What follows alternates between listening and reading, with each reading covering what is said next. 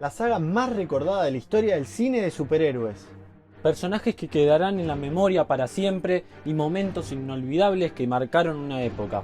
Estamos hablando del gran universo cinematográfico de Marvel, que culminó su última fase con Los Vengadores Endgame.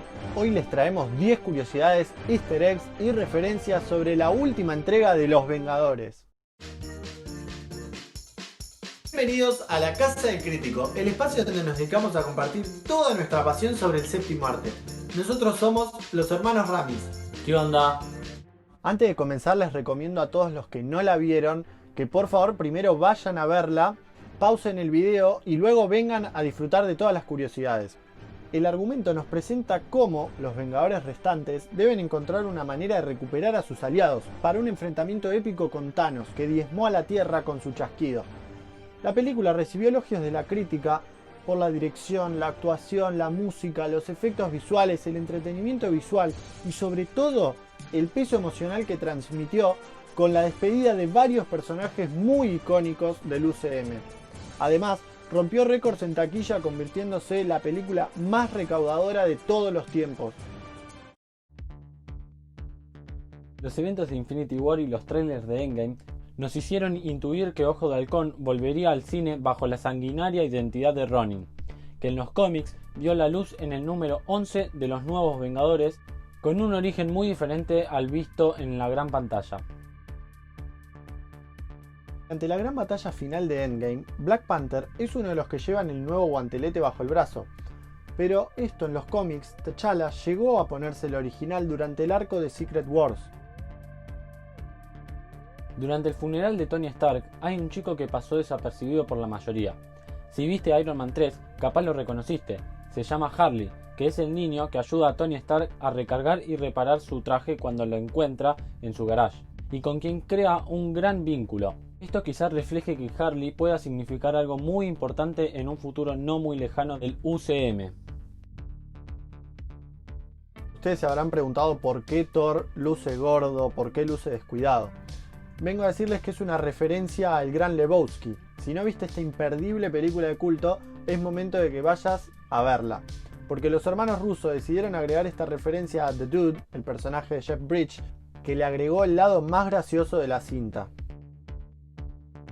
En Vengadores Endgame tiene una brevísima aparición Howard el Pato, quien fue uno de los personajes más curiosos del universo cinematográfico de Marvel. El personaje tuvo una experiencia en el cine fallida en el año 1986, con una película que fue un terrible fracaso de taquilla y de crítica. La hija de Tony Stark, Morgan, es una clara referencia al primo de Iron Man, quien fue creado por Don Heck y Al Hartley en 1965 para la serie Tales of Suspense. Los hermanos Russo no quisieron dejar de lado a este icónico personaje, haciéndolo aparecer en Endgame, esta vez en versión femenina. Nuevo Asgard no es algo que los hermanos rusos se hayan inventado.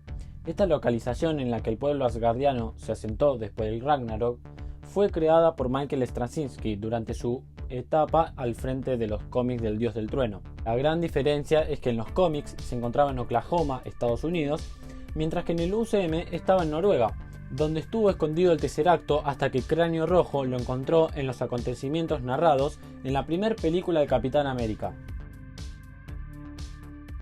Los hermanos Russo realizaron varios homenajes en el guión a las películas de Volver al Futuro, de las cuales ya hablamos en el video sobre el top de viajes en el tiempo, que si no lo vieron aún, pausen el video y vayan a verla para entender un poco mejor el contexto.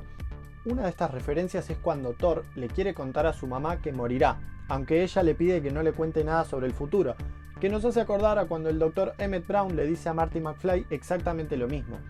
Por último, una referencia muy clara es cuando Tony Stark sale disparado después de que Hulk abre una puerta, provocando que Tony pierda el Tesseracto y quede en manos de Loki. Esto es una clara referencia a Marty McFly, quien de la misma forma cae cuando su yo del pasado lo golpea al abrir una puerta mientras baja las escaleras y pierde el almanaque con el que Biff Tannen se haría rico. Uno de los momentos más intensos e inolvidables de Endgame se encuentra durante el mano a mano entre el Capitán América y Thanos, una vez que Thor y Iron Man quedaron fuera del combate. En la pelea, el titán loco rompe el escudo de Steve Rogers a espadazos Esto es algo que ya se había visto en los cómics de la serie El Guantelete del Infinito de Jim Starlin. El momento más épico de toda la película fue ver al Capitán América agarrando el martillo de Thor. Uno de esos momentos que hacen estallar la sala con aplausos y que se quedan para el recuerdo de todos los espectadores. Pero les comento que mucho antes de Endgame, el Capitán América ya levantó el martillo de Thor, siendo uno de los momentos más destacados el visto en la saga de cómics Miedo Encarnado, además de la escena que vimos en Vengadores Era de Ultron, donde en la fiesta del inicio casi estuvo a punto de levantarlo. ¡Vengadores!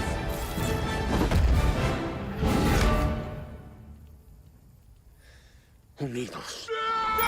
No se olviden de suscribirse y darle like. Comenten qué otra curiosidad pudo haber estado que crean que se nos pasó o cualquier otra recomendación. No se olviden de dar clic a la campanita para no perderse ninguna de las novedades dentro del canal.